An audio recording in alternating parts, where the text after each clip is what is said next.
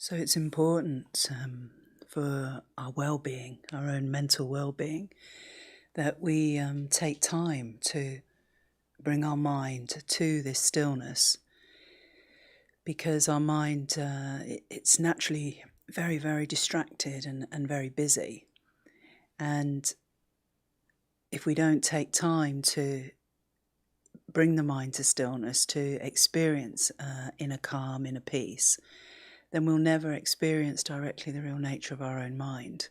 We'll always identify with the busyness of mind as our mind.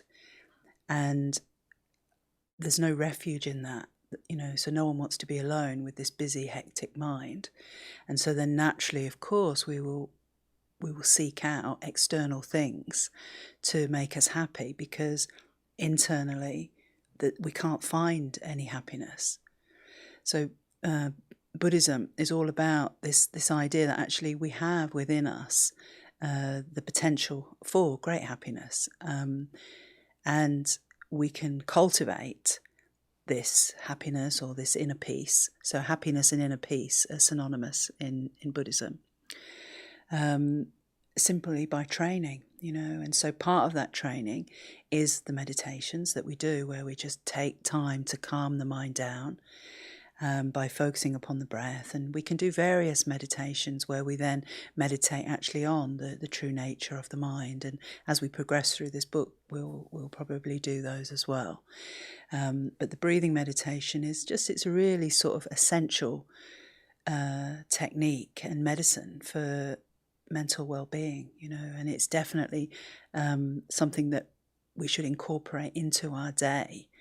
At least once, just remembering to observe the mind a little bit, and to be aware of when the mind is too busy, and then taking time to silence it, to still it a little bit.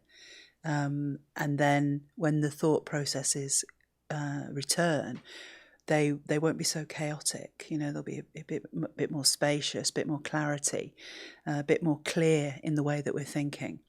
Whereas if we just leave the mind to remain busy, then one thought leads to another, so on and so forth, and then we go to sleep and lots of thoughts in our sleep. We wake up, then there's lots of thoughts, and they're just reactive all the time. There's no clarity in there. We're just reacting to our life and reacting to the thoughts that are arising. So we've got no control actually of what's going on in there. Whereas if we train, just through simple breathing meditation like we've done this evening and that we do each week, we just train to take the mind to this stillness and experience this, then we begin to realize, okay, so my mind is producing these thoughts, but these thoughts are not the nature of my mind. And so therefore, I can choose what thoughts that I put into my mind. Yeah. So if we can take our mind back to stillness, then we can start to choose what thoughts we put into the mind, and we can become more aware of, is this thought that I'm having, is this going to lead me to something that's beneficial? Is it a beneficial way of thinking? Is it making me feel well, mentally well? Or is this way of thinking actually going to just tie me up in a mental knots? So we begin to make some choices, because we become much more aware of the energy in our mind and the impact that different thoughts are having. So we begin to choose, no, this thought isn't good for me. This is not doing me any good. And it will lead me to then engage in actions that aren't helpful. Whereas, oh, hang on, these thoughts are really great for me. They make me feel well. They make me act better. They're improving the quality of my life.